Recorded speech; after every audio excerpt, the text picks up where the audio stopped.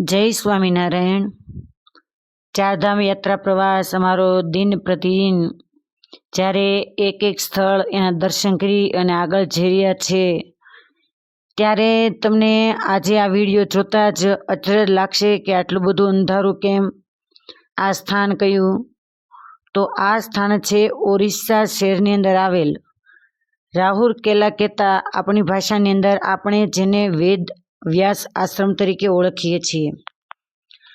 તો રાત્રિના સમયે જ અમે ત્યાં બહાર ગ્રાઉન્ડમાં કહેતા બસ સ્ટોપ ત્યાં ઉતારો કર્યો હતો, કેમ કે થોડીક વરસાદની આગાહી હતી અને આગળ જઈ શકાય એવી પરિસ્થિતિ નહોતી, એટલે બાજુમાં જ્યારે ડંકીઓ હતી એટલે ત્યાં જ બધા દર્શનાર્થીઓ એમની સાથે અમે ત્યાં ઉતારો કર્યો અને વહેલી સવારે પરોઢમાં ઠાકોરજીને તથા દર્શનાર્થીઓને થાળ જમાડવા માટે આ યાત્રિક બહેનો એ રસોઈ કરી રહ્યા છે। અચરજ તો એ છે કે કોઈની સાથે રસોઈઓ નથી, એકદમ ગાળી ચાળીને શુદ્ધ પવિત્રપણે બહેનો જ રસોઈ બનાવી રહ્યા છે અને પ્રાતઃ પૂજા પણ આ બસ સ્ટોપ કહેતા બસ સ્ટેન્ડ ત્યાં જ કરવામાં આવી હતી, જે રાહુરકેલાનું મુક્તિધામ કહેતા સ્મશાન એના બહારનો ભાગ હતો।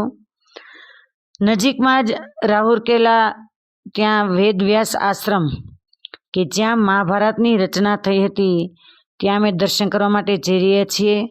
બહુ જ પવિત્ર આ સ્થાન છે અને એ સ્થાનમાં પગ મૂકતા જ આપણા તમામ મનના વિકારો, તમામ મનના વિચારો અને વૃત્તિઓ એ સ્થિર થઈ જાય, વિચારો નાશ પામી જાય એવું આ પવિત્ર સ્થાન, એના તમે દર્શન કરી શકો છો। અહીંયા ભગવાન વેદવ્યાસ અને ગણેશજી બંને બિરાજમાન છે। વેદવ્યાસ ભગવાન મહાભારતના શ્લોકો કહી રહ્યા છે અને વિઘ્ન વિનાયક દેવ એ શ્લોકોને લખી રહ્યા છે અને જે સર્વ શિરોમણી શ્રેષ્ઠ ગ્રંથ આપણને પ્રાપ્ત થયો, જેને 1,00,000 શ્લોકનો ગ્રંથ કહેવામાં આવે, સારા ભારત સંસ્કૃતિનો મોટામાં મોટો કોઈ ગ્રંથ હોય તો એ છે મહાભારત। એની રચના આ પવિત્ર ત્રિવેણી સંગમના કિનારે થઈ છે। ત્રિવેણી સંગમ એટલા માટે કે અહીંયા વ્યાસ આશ્રમથી નીચે શંખ, કોયલી અને સરસ્વતી 3 નદીનો સંગમ છે ને આગળ જતા ત્રણેય નદી એ બ્રાહ્મણી નામથી વહે છે। તમે જે ગર્ભગૃહ જોઈ શકો છો એ ગુફા છે, ગુફાની અંદર એક મોટી શિલા છે અને ગુફાની અંદરથી જ મોટી મોટી શિલાઓથી ઊંડી ઊંડી ગુફા દેખાય છે, પણ બહાર તમને બારી જેવું દેખાય છે। આ વ્યાસ આશ્રમ એને ત્યાં એ આશ્રમની અંદર જ્યારે મનની વૃત્તિઓ શાંત થાય, જો તમે જોઈ શકો છો અંધારાની અંદર એ બારી જેવું તમને દેખાયું, તે બારીમાંથી આ ગુફા એનું પ્રવેશ દ્વાર તમે જોઈ શકો છો। અને પહેલાંના ઋષિમુનિઓ એ ગુફાઓની અંદર જ નિવાસ કરતા હતા અને છતાં પણ આ ભારત વર્ષને, હિન્દુ સંસ્કૃતિને મહાન મહાન ગ્રંથોની રચના કરી અને ભેટ આપી હોય તો કોટી કોટી વંદન છે એ ઋષિમુનિઓના ચરણોમાં। મહાન વેદ વ્યાસજી જેનો જન્મ ભગવાન પરાશર તમે જોઈ શકો છો, અહીંયા શ્યામ સ્વરૂપ ભગવાન વેદવ્યાસ અને ગણપતિ મહારાજ અને બાજુમાં સંકટમોચન હનુમાનજી મહારાજ બિરાજમાન છે।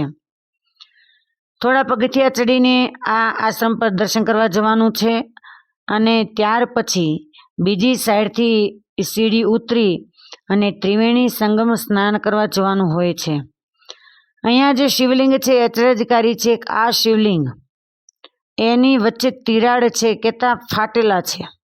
શૃંગાર ઉતારી અને અમને તે ભૂદેવે દર્શન કરાવ્યા હતા। ભગવાન પરાશર એના ઇતિહાસને આપણે સૌ જાણીએ છીએ કે ગંગા કિનારે જ્યારે મત્સ્યગંધા એના પિતાની સાથે કહેતા ક્ષત્રિય હોવા છતાં ઢીમરને ત્યાં એનો ઉછેર થયો હોવાથી એને મત્સ્યગંધા તરીકે ઓળખવામાં આવતા હતા અને એ મત્સ્યગંધા પરાશર મુનિ જ્યારે એક દિવસનો સમય અને ત્યાં ગંગા કિનારે આવેલા, વાતાવરણ ગંભીર હતું, વર્ષા ઋતુનો સમય હતો, નાવ બંધ હોવાથી મત્સ્યગંધાના પિતાએ પેલા મુનિ છે એને સામે કિનારે પહોંચાડવાની ના પાડી અને એ જ વખતે મત્સ્યગંધા પોતે જેનું નામ હતું સત્યવતી એ મુનિને મૂકવા માટે ગયા। અહીંયા અનેક રામાયણના ચિત્રો તમે જોઈ શકો છો। હવે તમે ત્રિવેણી સંગમ એને સરસ રીતે નિહાળી રહ્યા છો કે 2 ફાટાની અંદર એક કોયલી અને શંખ અને ત્રીજી બાજુથી એક સરસ્વતી કુંડ છે. એ કુંડ ગુપ્ત રીતે આ બંને નદીની અંદર ફરતા અહીંયા ત્રિવેણી સંગમ તમે જોયો છો. ત્યાં ત્રિવેણી સંગમ કિનારો મળે છે અને એ ત્રિવેણી સંગમનું સ્થાન છે. અને આગળ જતા એ ત્રણેય નદી બ્રાહ્મણી નદી તરીકે ઓળખાય છે. તો સત્યવતી થકી અને પરાશર મહર્ષિ થકી જે પુત્રનો જન્મ થયો એ જ ભગવાન વેદવ્યાસ એનું બિરુદ પ્રાપ્ત થયું. એ વેદવ્યાસ ભગવાન એનો આશ્રમ આ જગ્યાએ હતો. અને અહીંયા વેદવ્યાસજીએ મહાન ગ્રંથ રચવાની જ્યારે શરૂઆત કરી ત્યારે વિઘ્ન વિનાયક દેવને લખવા માટે બેસાડ્યા. વિઘ્ન વિનાયક દેવ છે એ લખવા બેઠા ત્યારે વિચાર આવે કે બોલવાનું તો સ્પીડમાં હોય, જલ્દીથી બોલી શકે, પણ લખવામાં આપણે સૌ કોઈ જાણીએ છીએ કે જે કોઈ સ્પીડની અંદર બોલતા હોય તો લખવું થોડું કઠણ પડે. તો એવી માન્યતા છે કે જ્યારે જ્યારે વ્યાસ ભગવાન જેમ જેમ શબ્દ બોલતા જેમ વિઘ્ન વિનાયક દેવ કહેતા ગણપતિ મહારાજ એ લખતા તો જતા હતા, પરંતુ ક્યારેક ક્યારેક એવા અઘરા શ્લોકો આવે ગણપતિ મહારાજ લખતા હોય ત્યારે વચ્ચે સ્ટોપ કરવા માટે એક અઘરો શ્લોક મૂકવામાં આવે અને પૂછવામાં આવે કે આનો અર્થ શું થાય છે. એટલે ત્યાં સુધીમાં એ શ્લોક એ લખાઈ જાય. અહીંયા તમે જોઈ શકો છો એ સરસ્વતી કુંડ છે. જે સરસ્વતીનું ઉદ્ગમ સ્થાન બદ્રીનારાયણની અંદર છે એ જ રીતે અહીંયા પણ એક કુંડની અંદર સરસ્વતી દેવી વહી રહ્યા છે. અને આ નિર્મળ કુંડમાં થોડું ઓછું પાણી છે એટલે સ્નાન કરી નથી શક્યા, પરંતુ ઓઢણીના માધ્યમથી સૌ કોઈ પ્રસાદીભૂત જળ એને લઈ રહ્યા છે. આ સરસ્વતી કુંડમાંથી આગળ આનો પ્રવાહ જઈ શકે છે. અને આ સરસ્વતી કુંડના કિનારે જ આજુબાજુ અતિશય જંગલ ઝાડી એને તમે જોઈ શકો છો. અને આપણને એમ થાય કે ઋષિમુનિઓ હજારો વર્ષો સુધી યોગ સાધના કરતા હતા અને મનની વૃત્તિઓ સ્થિર રહેતી હતી. એનું કારણ કે આવા પવિત્ર સ્થાનોની અંદર આપણે જઈએ તો આપણી મનની વૃત્તિઓ પણ સ્થિર થઈ જાય અને થોડી વાર એમ થાય કે આપણે પણ પરમાત્માનું ધ્યાન ભજન અહીંયા શાંતિથી કરી શકીએ. આટલું આ પવિત્ર સ્થાન છે. ત્યાર પછી અમે ગંગાસાગર ત્યાં દર્શન કરવા માટે જઈ રહ્યા છીએ. જે ગંગાસાગર એનો ભારત ભૂમિમાં અતિશય મહિમા વર્ણન કરવામાં આવ્યો છે. તમે જોઈ શકો છો કે આ સમુદ્ર એ અગાધ સમુદ્ર એનો વિશાળ પટાંગણની અંદર છવાયેલો, નાના નાના બોટ, નાના નાના હોડિયાઓ એ આ સમુદ્રની અંદર જોવા મળે છે. એનો અગાધ પ્રવાહ જાણે હમણાં જ દુનિયા પર ફરી વળશે એવો વિશાળ પટાંગણની અંદર કોઈ સમુદ્ર છવાયેલો હોય. જો કે સમુદ્ર તો બધા અગાધ જ હોય છે, પરંતુ કોઈ પણ તીર્થસ્થાનની અંદર આપણે દર્શન કરવા માટે જઈએ તો સમુદ્રના કિનારે તીર્થસ્થાનો હોય. જ્યારે આ ગંગાસાગર તીર્થસ્થાન કપિલાશ્રમ દર્શન કરવા માટે આ સમુદ્રને પાર કર્યા પછી આપણે સામે કિનારે પહોંચવાનું હોય છે. જે ગંગાસાગર શહેર કહેતા કલકત્તાની અંદર આપણે નિવાસ સ્થાન કર્યા પછી ઓટો દ્વારા બોટ સુધી પહોંચવાનું હોય છે. બોટ સ્ટોપથી સામે કિનારે પહોંચી અને બસ દ્વારા પાછું આગળ સ્થાન કપિલાશ્રમ જવાનું હોય છે. અને ત્યાં પણ બસને સ્ટોપ કરી અને ઓટો દ્વારા કપિલાશ્રમ ગંગાસાગર સુધી પહોંચતા હોઈએ છીએ. તો 3-4 વાર વાહનોની અદલ બદલ અહીંયા કરવામાં આવે છે. આ ગંગાસાગર તીર્થ એ પશ્ચિમ બંગાળમાં 24 પરગણા જિલ્લાના ગંગા ડેલ્ટા નામનો જે દ્વીપ એ જ આ ગંગાસાગર તીર્થ છે, જે પશ્ચિમ બંગાળની અંદર આવેલું છે. અને ગંગાસાગર વિશે એમ કહેવાય કે સારે તીર્થ 12 બાર, ગંગાસાગર 1 બાર. તમે અન્ય સમુદ્રમાં 1000 વાર સ્નાન કરો અને ગંગાસાગરમાં 1 વાર સ્નાન કરો, આટલું પુણ્ય જીવાત્માને પ્રાપ્ત થાય છે. અને એમ કહેવાય કે આમાં સ્નાન કરનારો જીવાત્મા ગમે તેવો પાપી હોય તો પણ એ મોક્ષ ગતિને પામે છે. અહીંયા મકર સંક્રાંતિએ બહુ જ મોટો મેળો ભરાય છે અને મહાસ્નાન થાય છે. એનું કારણ છે કે સગર મહારાજાના 60,000 દીકરાઓને ગંગાજીએ જે પાવન કર્યા હતા, અને જે પાવન કરે એ દિવસ એટલે કે મકર સંક્રાંતિનો દિવસ. એટલા માટે અહીંયા મકર સંક્રાંતિએ સ્નાનનો બહુ મોટો મહિમા કયો છે. આ ગંગાસાગર એ ભારતનો પૂર્વ દિશાનો છેલ્લો ખૂણો છે અહીંયાથી આગળ કોઈ પણ દેશ નથી એવું માનવામાં આવે છે. એટલે આપણા જે તીર્થસ્થાનો એનું છેલ્લું જો કોઈ તીર્થસ્થાન હોય તો એ ગંગાસાગર તીર્થસ્થાન છે. હજારો વર્ષ પૂર્વે ઇક્ષ્વાકુ કુળની અંદર સગર મહારાજા થઈ ગયા. એ સગર મહારાજા એમને 2 રાણીઓ હતા. એક રાણીને એક અસમંજસ નામે કરીને પુત્ર હતા અને બીજા રાણીને માંસનો પિંડ, અને જેમાંથી 60,000 દીકરાઓનો જન્મ થયેલો. તમે સમુદ્રની અંદર જોઈ શકો છો કે પક્ષીઓ એનું જે ખાવાનું ડાળિયા કે આદિ કંઈક કોથળીની અંદર વેચવામાં આવે એ નાખે એટલે અનેક પક્ષીઓ આપણા બોટની આજુબાજુ કલરવ કરતા કરતા આવતા હોય છે. તો એવી રીતે આનંદ ઉત્સવ કરતા કરતા ધૂન ભજન કથા વાર્તા બોટની અંદર કરતા કરતા જ્યારે અમે જઈ રહ્યા છીએ અને જ્યારે ઈષ્ટદેવી ભગવાન સ્વામિનારાયણની ધૂન બોલી રહ્યા છીએ ત્યારે તમે જોઈ શકો છો કે આજુબાજુના અન્ય લોકો કે જેમને આ સંપ્રદાય વિશે કોઈ ખબર નથી, એ લોકો એકદમ અમારી સામે જોઈ રહ્યા છે કે આ લોકો શું બોલતા છે, ને આપણે પણ જાણીએ છીએ કે એની ભાષા આપણે સમજતા નથી અને એ પણ આપણી ભાષા સમજતા નથી. પણ છેક સુધી જ્યારે ધૂન કરતાં કરતાં જાય ત્યારે અનેરો આનંદ આવે અને એકવાર સરયુ નદી યાદ આવી જાય કે માં ભક્તિ ધર્મદેવ એ બાલ ઘનશ્યામને લઈ અને અયોધ્યાની અંદર જ્યારે સુવાસિની ભાભી આદિ ગયા હશે ત્યારે જે બોટની અંદર એ નાવિકને ભગવાન બાલ પ્રભુ ઘનશ્યામ મહારાજ એના સ્વરૂપના દર્શન કરીને આનંદ થયો હશે, બસ એવો જ આનંદ આ ધૂન ભજન કરતાં કરતાં અમે માણી રહ્યા હતા. બોટની અંદર અમે સામે કિનારે જઈ રહ્યા છીએ. આજુબાજુ તમે નજારો જોઈ શકો છો, એ ચારેય બાજુ સમુદ્ર છવાયેલો છે. તો જે 60,000 દીકરાઓ થયા એમાં સગર મહારાજાએ 99 અશ્વમેધ યજ્ઞ કર્યા અને જ્યારે 100મો અશ્વમેધ યજ્ઞ કરવાની તૈયારી કરી, અશ્વમેધ યજ્ઞ એનો પ્રારંભ કર્યો, આ બાજુ ઇન્દ્ર મહારાજા એને ચિંતા થઈ કે જો સગર મહારાજા 100 અશ્વમેધ યજ્ઞ પૂરા કરશે તો મારું ઇન્દ્રાસન એ લઈ લેશે. અને કાયમ ઇન્દ્રને આ ઉપાધિ તો બહુ રહેતી હતી. કોઈ પણ ઋષિમુનિ તપ કરે, કોઈ રાજા યજ્ઞયાગાદિ કરે એટલે એને પહેલી ચિંતા થાય કે મારી રાજગાદી જતી રહેશે તો. એટલે ઇન્દ્ર મહારાજાએ અશ્વમેધનો જે અશ્વ છે યજ્ઞનો એને ચોરી અને આ જે સમુદ્ર કિનારે આવે કપિલ મુનિનો આશ્રમ કે જ્યાં સાંખ્યોગના પ્રવર્તક એવા કપિલ ભગવાન માં દેવહૂતિને સાંખ્યોગનો ઉપદેશ આપ્યા પછી અહીંયા કાયમના માટે નિવાસ કરીને રહ્યા હતા. એ કપિલ મુનિના આશ્રમમાં એક વૃક્ષની સાથે એને બાંધી દીધો. તમે વિશાળ બોટ જોઈ શકો છો જ્યાં ગાડીઓ પણ એ બોટની અંદર જઈ શકે. આ બોટનો સ્ટોપ સ્થાન છે. કપિલ મુનિના વૃક્ષની આશ્રમમાં વૃક્ષ સાથે ઇન્દ્ર મહારાજે અશ્વને બાંધી દીધો. આ બાજુ અશ્વ નહીં મળતા સગર મહારાજાના 60,000 દીકરાઓ છે એ અશ્વને શોધવા માટે નીકળ્યા.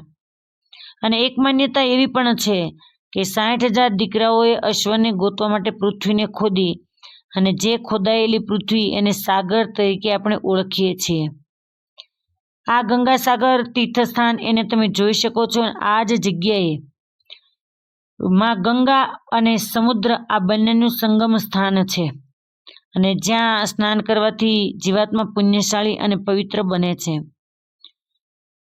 જ્યારે સગર મહારાજા એમના પુત્ર શોધતા શોધતા કપિલ મુનિના આશ્રમમાં આવ્યા ને ત્યારે અવિવેકી એવા 60,000 પુત્રો એમણે કોઈ પણ કારણ જાણ્યા સિવાય સીધો જ કપિલ ભગવાન છે એના ઉપર પથ્થર ફેંક્યા. અને એ જ વખતે પરમાત્માના ધ્યાન ભજનની અંદર લીન રહેનારા કપિલ મુનિ, તમે કપિલાશ્રમના હવે દર્શન કરી રહ્યા છો, એમણે આંખો ખોલીને આંખો ખોલતાની સાથે જ 60,000 દીકરાઓ છે એ બળીને ભસ્મભૂત થઈ ગયા. મોટો રાખનો ઢગલો થઈ ગયો. દીકરાઓ પાછા નહીં આવતા. સગર મહારાજા એને ઉપાધિ થઈ અને એ વખતે સગર મહારાજના દીકરા અસમંજસ એ થોડા મંદ બુદ્ધિવાળા હતા. અહીંયા કપિલકુંડ છે અને એના પુત્ર અંશુમાન એ બહુ જ વિવેકી અને ગુણિયલ હતા. એટલે સગર મહારાજના પૌત્ર એવા અંશુમાન એ પોતાના કાકાઓને ગોતવા માટે ફરતા ફરતા જ્યારે આવ્યા અને મોટો રાખનો ઢગલો જોયો, અશ્વને જોયો, એ વખતે વિનમ્ર ભાવથી કપિલ મુનિ એની સામે હાથ જોડી કહે કે મુનિવર, આપ બતાવો કે મારા કાકાઓ એ ભસ્મીભૂત કઈ રીતે થયા અને ત્યારે કપિલ મુનિ એના દર્શન કરી રહ્યા છો. કપિલ મુનિએ બધી જ હકીકત બતાવી અને જે ગંગાનું ઉદ્ગમ સ્થાન જે રીતે થયું એ દ્રશ્ય ત્યાં ગ્રાઉન્ડ પરિસરની અંદર આ રીતે ગોઠવવામાં પ્રદર્શનમાં આવ્યું છે. એને પણ તમે જોઈ શકો છો. એક બાજુ કપિલ ભગવાન છે, વચ્ચે ભગવાન શિવ એ છે અને આ બાજુ ભગીરથ મહારાજા જેમણે તપ કર્યું હતું અને ભાગીરથી ગંગાને લેવાતા એ ભગીરથ મહારાજા એના મૂર્તિને તમે જોઈ રહ્યા છો. અંશુમાન મુનિને વંદન કરી કહે કે કૃપા કરી અને એના વતી હું ક્ષમાયાચના માગું છું. હવે એના મોક્ષ માટે મને કોઈ ઉપાય બતાવો. એનું નિર્માણીપણું જોઈ અને કપિલ મુનિએ એમને કહ્યું કે તમે ગંગાજીનું અવતરણ કાર્ય આ પૃથ્વી પર કરો તો જ તમારા કાકાઓ છે એનો મોક્ષ થશે. પુનઃ પાછા રાજધાનીની અંદર જઈ અશ્વ સોંપી અને યજ્ઞને પૂર્ણ કરવામાં આવ્યો. યજ્ઞ પૂર્ણ થતા અંશુમાન છે એ કાકાઓના મોક્ષ માટે તપ કરવા માટે ગયા કે જેથી કરી અને ગંગાજી આ પૃથ્વી ઉપર આવે. હવે કપિલાશ્રમ ધામ એમાં જે મંદિર છે ત્યાં તમે સગર મહારાજા, કપિલ મુનિ અને ગંગાજી એમના મૂર્તિના દર્શન કરી રહ્યા છો. આ જે માં ગંગાજી એનું સ્વરૂપ છે એને તમે નિહાળી રહ્યા છો. આજુબાજુમાં પણ ઘણા દેવી દેવતાઓના સ્વરૂપો છે. હવે વચ્ચે શેષનારાયણની નીચે ભગવાન કપિલ મુનિ એના તમે દર્શન કરી શકો છો, જેને તુલસી પત્રથી શૃંગાર કરવામાં આવ્યા છે. અને હવે તમે જેના થકી કપિલ મુનિના આશ્રમ સુધી અંશુમાન પહોંચાય સગર મહારાજા એને તમે જોઈ શકો છો. ને ગંગાજીના ખોળામાં ભગીરથ મહારાજા છે કે જે માં ગંગાજીને અહીંયા લાવ્યા હતા એના પણ તમે દર્શન કર્યા. આ કપિલાશ્રમ સ્થાન છે કે નીલકંઠ વર્ણિને વનવાસની અંદર જો ખૂબ શાંતિપૂર્વક કોઈ સ્થાન મળ્યું હોય અને કોઈ દ્વેષી ન નડ્યા હોય તો એ સ્થાન છે કપિલાશ્રમ, જ્યાં પૂજારીએ નીલકંઠ વર્ણિની ખૂબ સરભરા કરી હતી. નીલકંઠ વર્ણિ રૂપે મહારાજ અહીંયા પધારેલા છે. ગંગાસાગરની અંદર નીલકંઠ વર્ણિએ સ્નાન પણ અનેક વાર કરેલું છે. હવે તમે રામાનુજાચાર્યજી એના પણ દર્શન કર્યા. અંશુમાનના વિવેકથી અંશુમાન તપ કરવા માટે ગયા કપિલ મુનિના કહેવાથી. અંશુમાનની જિંદગી પૂરી થઈ પરંતુ ગંગાજી એ પ્રસન્ન થયા. અને ત્યાર પછી અંશુમાનના પુત્ર દિલીપ મહારાજા એ પણ પોતાના પિતૃઓ એના મોક્ષ પ્રાપ્તિ માટે ગંગાજીના અવતરણ માટે તપ કરવા માટે ગયા. અને એમ કહેવાય કે દિલીપ મહારાજા એમનું પણ જીવન પૂરું થઈ ગયું. એ જ વખતે દિલીપ મહારાજાના પુત્ર ભગીરથ મહારાજા એ તપશ્ચર્યા કરવા માટે ગયા ને એની તપશ્ચર્યાને અંતે ગંગાજી પ્રસન્ન થયા. અને ત્યારે ગંગાજીએ કહ્યું કે હું અવતરણ તો કરું પરંતુ પૃથ્વી પર મને ઝીલે એવી કોઈ વ્યક્તિ હોય તો હું આવું. અને ત્યાર પછી શિવ ઉપર તપ કરી અને ભગવાન શિવ એમને પ્રાર્થના કરી ત્યારે ભગવાન શિવ સંમત થયા અને આ પૃથ્વી પર ગંગાજીનું અવતરણ થયું. અને ત્યારથી ભગીરથ મહારાજાના નામ ઉપરથી ગંગાજીનું નામ ભાગીરથી ગંગા પાડવામાં આવ્યું. ગંગાસાગરનું પાણી આજે પણ રાખના પાણી જેવું ડોળું જોવા મળે છે. એનું કારણ છે કે સગર મહારાજના પુત્રો એને મોક્ષ પ્રાપ્ત થયું અને રાખના ઢગલા ઉપરથી ગંગાજી પસાર થયા એટલે આજે પણ આ સમુદ્રનું પાણી ડોળું છે. નજર કરીને જોઈએ તો ગંગાજી અને સમુદ્ર બંને મિક્સ થતા હોવાથી, સંગમ થતો હોવાથી બંનેનો પાણી અલગ અલગ દેખાય છે. અને ક્યારેક ક્યારેક ઠંડુ લાગે ને ક્યારેક ગરમ લાગે. ગરમ લાગે એ સમુદ્રનું પાણી છે ને ઠંડુ લાગે એ ગંગાજીનું પાણી છે. તો આવું આ દક્ષિણ ભારતનું ગંગાસાગર તીર્થસ્થાન એનો મહિમા કહ્યો. અસ્તુ. જય સ્વામિનારાયણ.